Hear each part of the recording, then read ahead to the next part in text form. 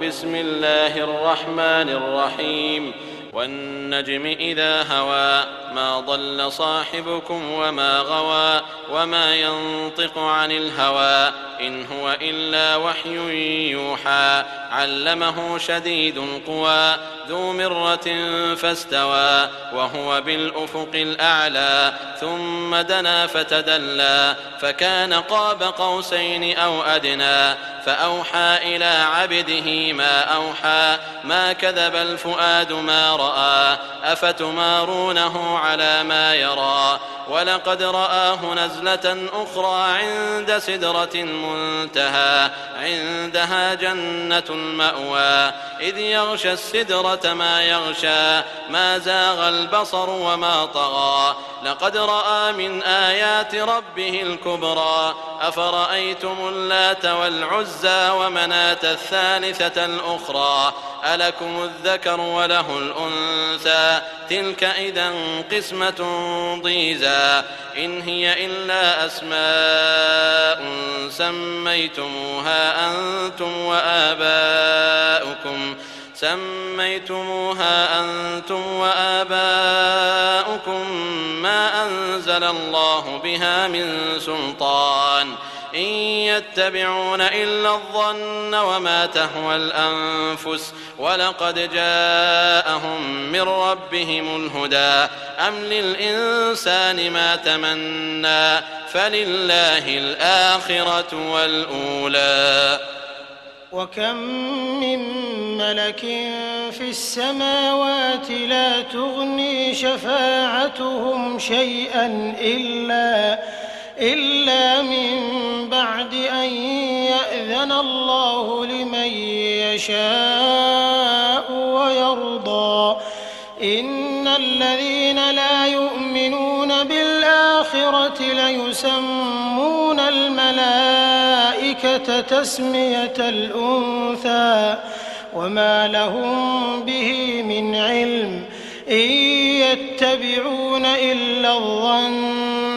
وإن الظن لا يغني من الحق شيئا فأعرض عمن تولى عن ذكرنا ولم يرد إلا الحياة الدنيا ذلك مبلغهم من العلم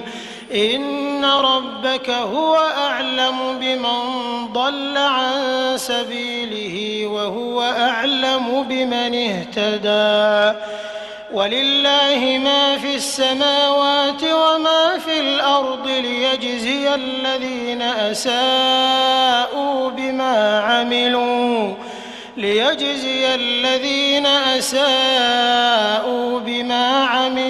ويجزي الذين أحسنوا بالحسنى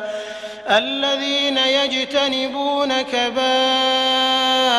الإثم والفواحش إلا اللمم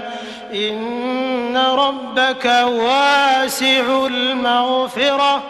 هو أعلم بكم إذ أنشأكم من الأرض وإذ أنتم أجنة في بطون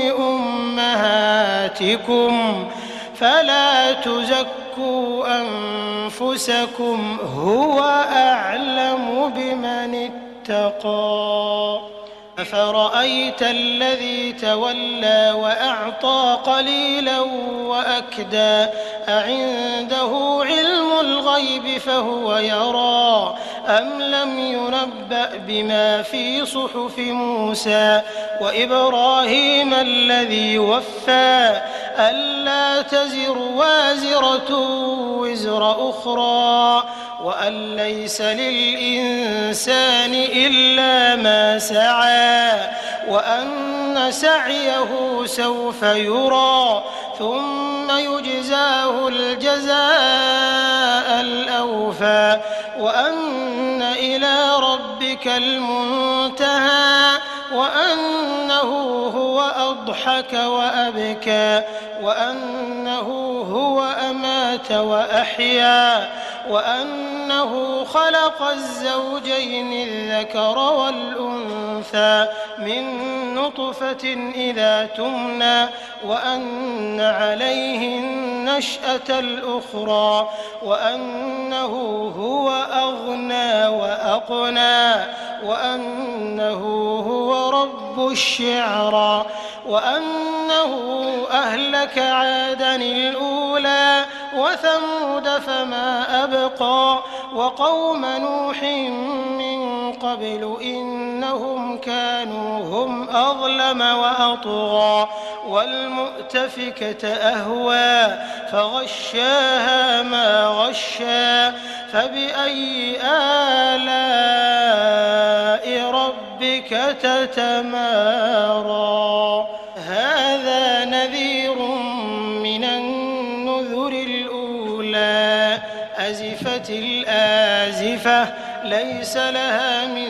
دون الله كاشفة أفمن هذا الحديث تعجبون وتضحكون ولا تبكون وأنتم سامدون فاسجدوا لله